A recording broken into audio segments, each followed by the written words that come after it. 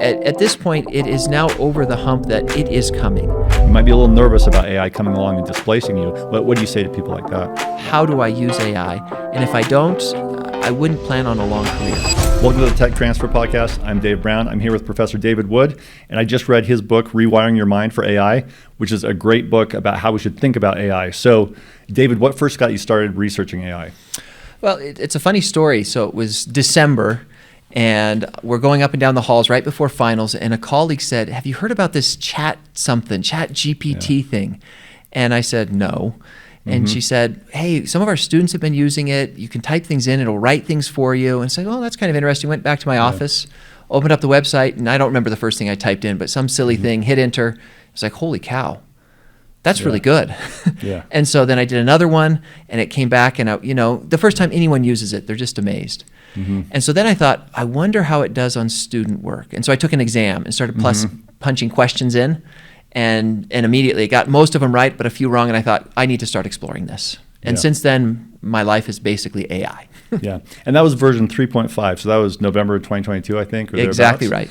And so that's when it kind of really got good. And you've done some interesting things with it. You've had TAC students create GPTs and things. What are some of the experiments you've done? Yeah, so I love in class to experiment and let students kind of do unstructured problems, which is not normal in accounting.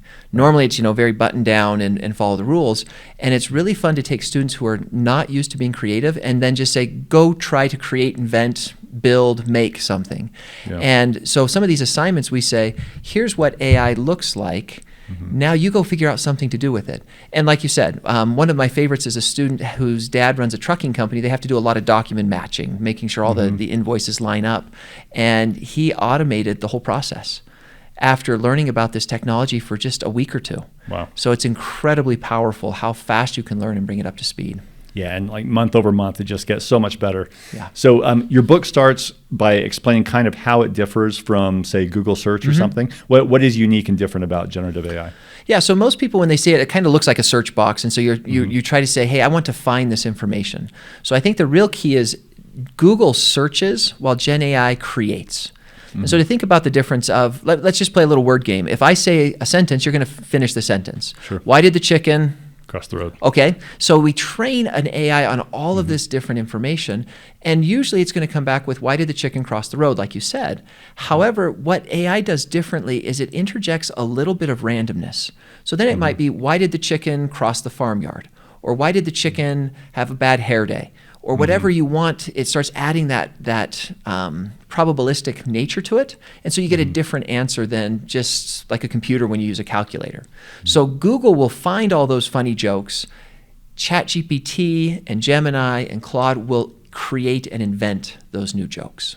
Okay. And why is that better? What are the advantages of shifting to creation? Well, it depends on what you want to do. So better if you're trying to create and write an essay, you don't want the essay to be the same every single time. You don't want the exact same thing to come out. And so because of that probability, you are able to use this and in different ways. So if I want to find a fact, I'm going to go to Google. Who won the basketball game last night? That's Google. If I want to create something, help me write a funny podcast, it will help me write a response for a funny podcast. It's going to have a little bit more humanity into it, personality, and some interesting things. And you've observed that people my age and older treat ChatGPT like it's Google search. They tend to use it that way. Yeah. But I noticed, like this morning, I was using Grok on X.com, and it did a deep research report, and it was great. Content was good. And at the bottom, it had a line that said, I have not added or embellished anything, like it had some disclaimer. So they're trying to kind of have the upside of search too now, I think. Yeah, well, and now it gets confusing. For when it first came out, you could only use an AI, a large language model, to just do that. Now what they've equipped these large language models with is tools. So you can actually go into ChatGPT and it will perform the web search, get the results, and then generate your answer. So the lines are blurring. And so more and more, that's why some of the search companies are getting real scared, is because, wait, why do you need Google or Bing if you can just go to ChatGPT and get everything that it offers plus more? Right, and as we speak right now, it's May 2025. Search volume on Google declined for the first month in 22 years. Yeah. Right? So that's exactly what you're talking about. But well, good. So in your book, it really is a useful take on how we should change our mindset about AI. So what are the key things that people need to think about in terms of mindset? Yeah. So this is the important thing is you think about AI, there's two pieces. First is, do you know how to use it? And the nice thing about generative AI is it's so easy to use. You open it up, and if you can type or talk, you can use it. Right. And so it's very fast to learn. But the technology can do far more than that. So you learn how to use it, but the mindset shift is, now what should I be doing with this tool, rather than, okay, I can do it. But some of the things you need to start thinking about is, how long should it take to do something? So students, you see this all the time. It used to take a week to write the essay. They can write it now in 15 seconds. Now, there's problems to that. But if you start thinking about, what does expertise look like? It's no longer you as a super brilliant person writing a patent. It's, an average person can write a patent, at least first draft, and then have somebody review it and finalize it. So as I think about mindset, it's those changes of, how can I use this tool to enhance what I already was capable of, but like times 1,000. Mm-hmm. And I find myself asking all the time, like, what should I use it for? What shouldn't I? Like, which tasks are things that I should just do good enough through AI? Like, how do you approach that issue? How do you decide? Yeah, I think what you just said is very appropriate. So you start with AI, and if it's a task that's not high stakes, the output could be a little bit off, that's perfect for generative AI. Okay? If it's a task that you need a very precise number, you're filling out your tax return, you don't want the wrong numbers in there. AI might help you get started, or you'll use it to brainstorm, but you're going to need to make sure you double check and really make sure that you nail that down. So that's why you can see, for example, marketing is using this a lot more. You can have a mistake in marketing, it's not the end of the world, an inspector's not going to come in and fine you or something like that. Whereas in accounting and finance, it takes a little bit longer, because you really have to make sure that it doesn't make mistakes. Okay. Super interesting. And you write about how people who are focused on process as opposed to outcomes are going to be slower to adopt AI. Definitely, I found that entrepreneurs, like little startup companies, love AI. They're doing all kinds of crazy things with it. And large bureaucratic organizations, government departments are a little nervous. Why is that the case? Yeah, so I'm going to go back to an education example as well. If you're teaching somebody how to write, the whole goal is the process of writing. And if you short circuit that, you're going to miss the whole essence of why you're doing it. Whereas if my class, I don't care how you write it, I just care that the output memo is correct, I'm going to be saying, yeah, you can use ChatGPT or whatever you want to get the output correct. So now in the business world, it's the exact same thing. If you are very important that you go through all of the process steps, you have to make sure that those are all done correctly. You're going to take longer to adopt AI. Whereas, no, my job isn't, I'm a startup and I'm flying high. I don't really care about these other things. I just need my product to work. Yeah, let me do all those other things with AI really, really quickly. And some people might feel like if your job is really focused on part of the process, you might be a little nervous about AI coming along and displacing you. What do you say to people like that? I say you have a choice. You can be nervous and be displaced, or you can start learning about it and not be displaced. Right. At this point, it is now over the hump that it is coming. It's not a question anymore. Some people are still trying to debate that. That is long gone.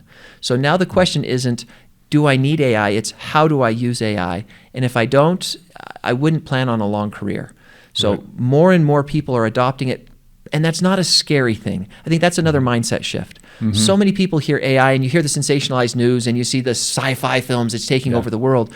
No, most of the time you're using it to do things faster. Quick example, as a kid, I was creative in my mind, but I never learned grammar rules. I stunk at it. Right. Well, now I don't have to worry so much about grammar rules. I can be creative, and the AI can take care of the grammar rules. And so if you get in and start using it now, you'll be so much better prepared for what's coming. Yeah, it does seem, I'm very excited about what it does, and I think about it a lot, but also it's, to me, obviously inevitable. So the question is just what to do with it, right? And how can we help people be more open to it? What do the numbers say about who's using it? I saw some stats that said that it looked like pretty much everyone is using it at some level, or a lot of people are. Yeah, absolutely. And so from a business perspective, I teach in a business school. You increasingly have people using it, whether it's sanctioned or not. And so some fascinating statistics came out. If the business bans it, they're still using it on their phone. They pull it out, and they're using it there on a second laptop. So it's not a question of who's using it. It's pretty much everyone's using it to some degree. Now you have to be conversant in it. And I know you were involved also. There was a report that came out, I think, about a year ago. There was a government advisory report you were part of, thinking about policy issues. It seems to me that, I've lived through questions about, should we have computers in the classroom? Should there be internet on a university campus? Like all these things. And to me, it just feels like there's a little less enthusiasm behind banning AI because we've just seen these other things work out, right? Yeah, well, I'll say the natural inclination when you start with AI is ban it. You know, when it first came out, all the universities came out and said ban it. Companies banned it. And then you start experimenting with it and see a little bit more, and people open up and are a little bit more flexible. Now, the question isn't, and I want to be very clear on this, it's not that AI should be used everywhere. There are times where you shouldn't use it for very, very good reasons. There's risks and hallucinations and problems. Yeah. So make sure you're following the institutional rules. But if you're setting the rules, that's when you need to be questioning and say, do we really need this rule? And I like to think of a pre-AI world versus the post-AI world. And we're straddling that middle point. And right now that's really hard because you still have to do some things the old way and something can start being the new way. And that transition period is difficult. So that's where we need to start transitioning people's mindset to say, okay, what's possible now in the new AI world? You know, jobs aren't all going to disappear and everybody's going to lose their job. They're just going to change. Some jobs will. We'll get rid of some jobs, but new ones will come up. And so start moving and inventing those new things rather than just waiting to be replaced. I do think in tech transfer, I see it as a race where large corporations are always looking for ways to cut their expenses, which could mean laying off people. And so AI could be one more tool to do that. But if you're in the business, like tech transfer is, of launching startup companies, this is going to enable us to do way more of that. And hopefully we outpace the layoffs or whatever, right? That's exactly right. In the audit space, that's where I teach. It is not known for its creativity and invention and becoming new. Sure. And we started doing research and we said, we can free up all this time. Now what could we do with that time? And so now you can say a typical audit doesn't look at fraud. Well, now we have time to do that. We can now look at bigger samples and populations. So it does open up new opportunities. It's not just an efficiency play. It's also effectiveness and new creative outlets and new opportunities. And you know, when smartphones came along, I was an early adopter. So there were a few years there where I could do the internet anywhere and other people couldn't. And so it was like a superpower. I feel like early adopters for AI are having that experience right now. But I do understand some people might say, look, the leading model changes every 2 weeks, so maybe I'll just wait back until things settle. Should people be engaged right now, or does it make sense to kind of wait and see how this pans out? Yeah, so I think this is great. Are you a runner or biker? No. Really. I like books about running, like that Born to Run book. That was fantastic. Yeah, it's much more fun to watch somebody else suffer. It is. Yeah. So, but you think about a race. We're all familiar with a race. When is it easier to win the race? If you start early and can have that steady pace. You run a marathon, if you start 20 minutes after everybody else, you're going to have a hard time catching up. It's the same thing here. The skills are the same regardless of the model. So being able to ask it a good question, figuring out where does it work well, where does it not. That skill set, as the models get better and better, you still need that fundamental skill set and that ability. And again, like we said, you know, the book, the mindset. Yeah. As you start thinking, wait, do I have to do this? I'll give you a practical tip. Every day when I come into work, I open up ChatGPT and put it in a window. Just so it's constantly there to remind me, wait, could I do this easier? Could I do it better with AI rather than, you know, slogging through and doing the same old thing? And I think that is, once you start down that path, the first day it might be a little bit weird. The second day, the third day, you're like, no, this is fun. And then the fourth day, you're like, okay, what else can I do with this? Yeah. So it really is, once you get started, you'll start thinking differently, and then that's when your world changes. Yeah, and you don't want to be the guy. I started practicing law at a firm in 2003. And at that point, there were still a couple of attorneys who were kind of holdouts on email, like not really into this email thing. You don't want to be in that place because everyone's frustrated by you at that point. So definitely we want to learn about AI. So how do you do it? So reminding yourself, like you say, to use it. I try to do that as well at some level. But how else do you approach it and learn this subject? Yeah, so that's the first tip. The second tip I would offer is get somebody who's you're accountable to. And that doesn't mean like mean accountability. You know, if we work together, let's say, hey, every Friday we're going to go out to lunch and we're just going to share 2 ideas that work and 2 ideas that didn't. And remember, there are ideas that don't work, so you can share that. But having that accountability really helps you say, oh, I need to find something else this week. And it forces you. What we find is a lot of people get started, and then after a couple of weeks, they're like, okay, I'm kind of done, and they go back to what used to be. And you have to get through that barrier and just continue working with it so that you can say, okay, now I see it, and this is where it fits into my lifestyle. And I'll offer one more just kind of thought on that. It's really easy to say it's bad at this, but in 3 months, it may actually be really good at this. Yeah. So you're going to have to go back and revisit this. This is a living, breathing thing. It's not a one-off tech training where, okay, now you know how to use the computer mouse. It is evolving very quickly. It's like working with an organism, a little pet, and it just goes through its phases of development and growth as it gets bigger and bigger and older. Yeah, at a conference I was at recently, someone said that this is the worst AI will ever be right now. Yeah. And so that's amazing to think about. And that's great advice. And without meaning to, I'm kind of doing that. I had a phone call with a colleague at Vanderbilt yesterday where we were talking about, okay, what are we doing this summer with AI in tech transfer? How are we going to do this? And let's follow up with each other.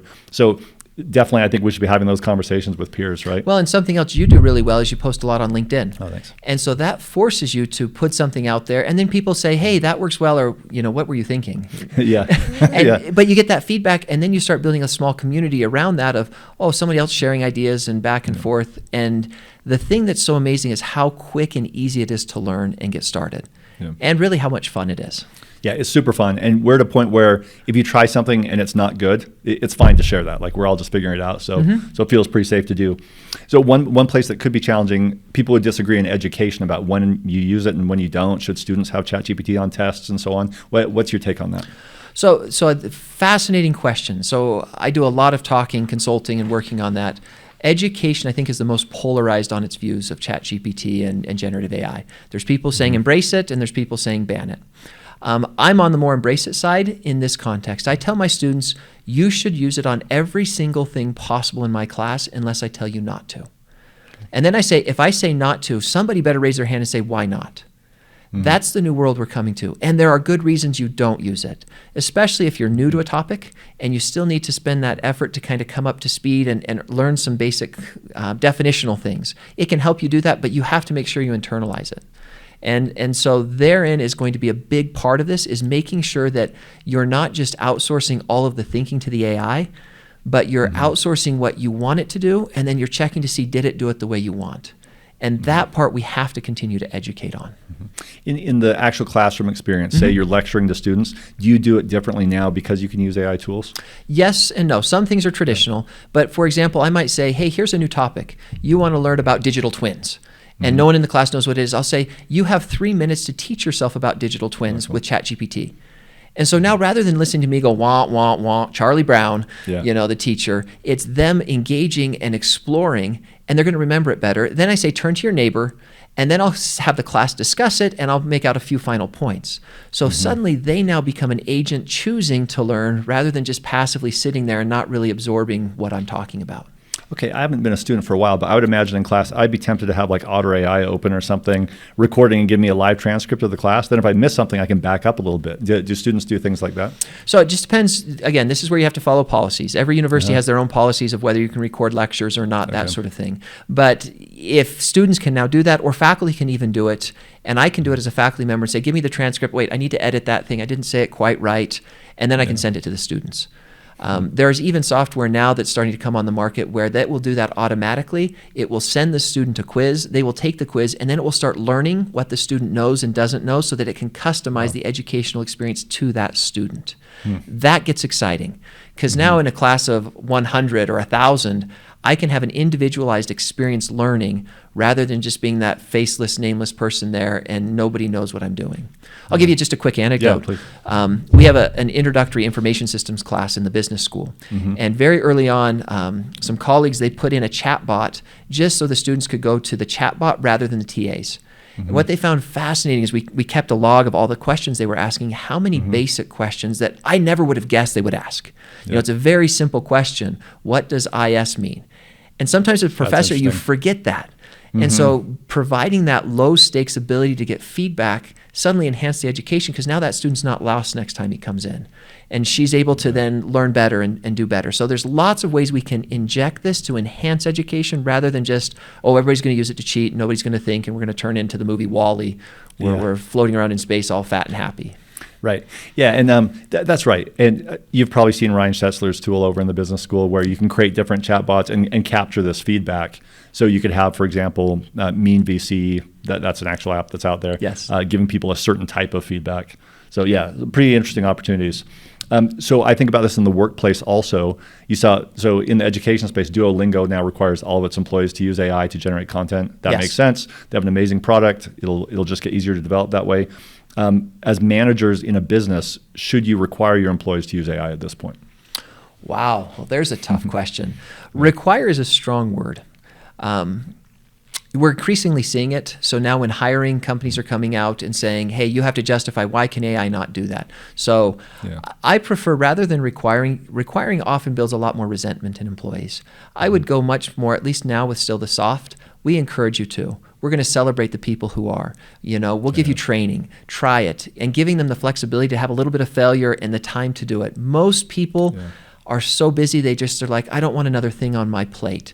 But if you free up a little bit of that time and let them use it, very quickly, you win converts to the cause. Once you've used it a few times, very few people are like, oh man, I really wish I could go back and do all the grammar for that. It's just not what happens. So I don't know if I would go with the softer approach of encouragement and rewarding those who are doing it. Yeah, that makes sense. And I've seen in the workplace people with all different attitudes, different places for AI. If you were to start out from scratch, like I haven't really used AI, I want to do that at work. I have a suggestion, but I'd be interested in your vote for what tool you should start with. I would say the one I've used lately that's easy and helpful this way is Superhuman for email. Like just to handle all that, really automate. Everyone's busy with email. It's not all AI, but part of it is. So what other tools do you think would be good to start with? And it's funny you say that. That's the one area I don't use AI. Oh, is it? I like email because to me that's where I have interaction with other people. And so maybe I'm just interacting now with their AI. But you find your boundaries and where you still have the human touch. Now, as far as simple tools, I'd say just start with one of the basic ChatGPT, Claude, Gemini. You pick whichever one. I happen to like ChatGPT still the most. So just open that up and start using that. From there, it depends. It gets so specific. There's so much entrepreneurship starting this that if you're an accountant, you want this, a marketer, you want this, an engineer, you want this.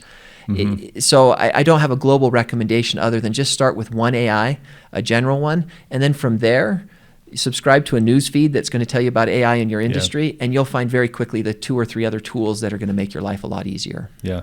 Okay, I'm going to throw out one other one, which is Notebook LM. It's free from Google. For quickly learning something where there isn't a lot of public information, you can just grab a couple dozen YouTube videos, paste the links in there, and now you can learn about something pretty in-depth. So and if you want fun, Suno.ai, it will make video or makes music.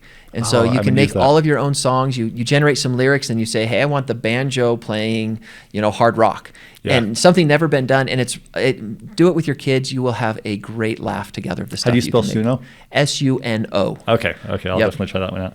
Well, that's great. So people worry about the risks of AI also. So bias is one thing. When Google Gemini first came out, they had their issues with that they seem to have solved. But what does it mean for AI to be biased? So this is a whole chapter I devote on this in the book because bias has 2 different meanings. One is a statistical meaning and one is kind of the common use. In the common use, if we say we're biased, that's bad because, I'm biased against this demographic group. I'm biased against old people. I'm biased against women. I'm biased against whatever. In the statistical sense, bias just means you're deviating from some absolute number or from some number you want. So when we start talking about models, you have to be careful. Are we talking about a statistical bias or a cultural bias? I will say for AI, it's very important to distinguish between those 2. And I give the example in the book, let's take a stereotypical profession, which is a profession predominantly by women, would be nursing. There's more women nurses than men. So if I ask for an image of a nurse, the AI is trained on averages. It's going to most often produce a woman. That's just what it does. That's statistically what you want it to do. It's actually representing the data you feed in. What starts to be difficult is a company will come in and train it and say, well, we actually want it to fit a cultural norm. We want it to be 50-50.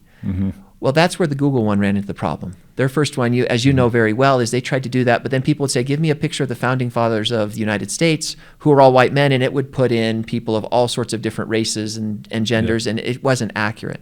So you have a real hard time between bias. Be careful what you ask for. And I think that's the easiest thing for the common person is just change your prompt. So if you want a male nurse, say, give me a picture of a male nurse. So the easiest thing to do is that. Now, we can get into much more complicated. There's a lot to say about bias, but first off, to stop it is be intentional what you ask for, and on the other end, evaluate what you get out. And between those 2, you can get rid of most of the problems.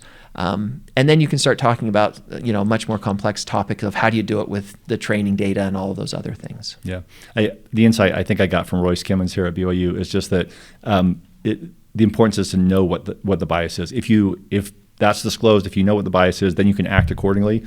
It's when something appears to be objective. Like I tend to think of AI as being objective. I know it can't be, but when you assume that it's objective, but it actually has a bias, that's when you'll make mistakes potentially. Yeah, well, and that's a great point. A lot of people will screen bias really, really quickly, and it's actually, no, you just did a bad prompt. Yeah. And so two things can help you get away from that. One is just practice. And so you start to experience it. But then the second is, like you just said, you have to critically analyze it. You can't trust everything that comes out of AI on the first run. Yeah. We have bias inherent in the things that how we discuss things. You know, we use pronouns often in one direction or another, and then you think about gendered languages, it's even worse there, because they have different propensities for certain outcomes. Yeah. So it's going to be very important that you question it, but then you get experience and you start to learn, oh, this is where I got a problem. I need to be more careful here. Mm-hmm.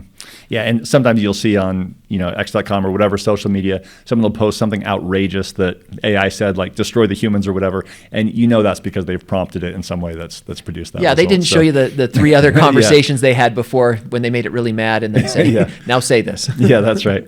That's right. Okay, so last question, what are the real AI risks that are actually likely to happen? And Elder Bednar, my vote is Elder Bednar pointed to these situations where people are treating AI like it's a person, being emotionally intimate with it. And I saw some stats. It was a crazy high figure, like 30% or 40% of people have said they've done that. And so that seems to me like a real risk that's actually happening. But what else do you see as the actual things to be worried about? Good. So Harvard did a study on that, and the number one use of ChatGPT right now is companionship. Yeah, right. And so I think, obviously Elder Bednar is going to be right on that. Yeah. So I think that risk, so I'll step aside from that one. I think to me the number one is giving up your agency. And so you outsource so much to the tool that you stop thinking about why and what you want and put in the effort. I love the idea that work helps build us as people. When you struggle really hard for something, you own it and you're better at it. And so using AI to just offload all of work is going to be problematic. Another one is it can be very isolating. And so we saw that with social media. We thought social media, it's social media. It's going to make us all connected. But it made some people very, very isolated. AI has the potential to do that, not just from like a social perspective, but also from a work perspective. Yep. That you become so focused on production that you forget there's other people and there's humanity. And we really have to guard against that. So I'd say the two biggest ones I'm worried about is people will start using it and stop thinking and working hard. And two, they'll use it to the exclusion of things that are far more important, like human relationships and the whole reason why you're doing work. Yeah, Sam Altman threw out this idea of the one-person billion-dollar company. Who's going to do it first? It's like, okay, but is that really what you want to do? Like, do you want your company to be just you and the computer? I don't know. And I'll add on that. I think it's really easy in the world of AI to ask, can I do this? And the answer is usually yes or not yet. The harder question is, should I do this? And if you can distinguish between can and should with AI use, it's going to work so much better for you to say, okay, I can do that, but I probably shouldn't do that. And then I'll throw one more out there. In this studio, it's kind of funny. We're sitting in this room. We actually film deepfakes in here for a research project. Oh, really? Okay. So yes, another big concern we're going to start seeing is what can we trust anymore? Yeah. And whether it's deep-faked audio, video, or even just text, you're really going to have to start scrutinizing. And I worry about AI usage becoming so prevalent that trust breaks down, that it's actually not to enhance trust. And when trust breaks down, you see problems in individuals, families, societies. So thinking through that, we need a lot of bright minds thinking through how do we increase trust in the world of AI.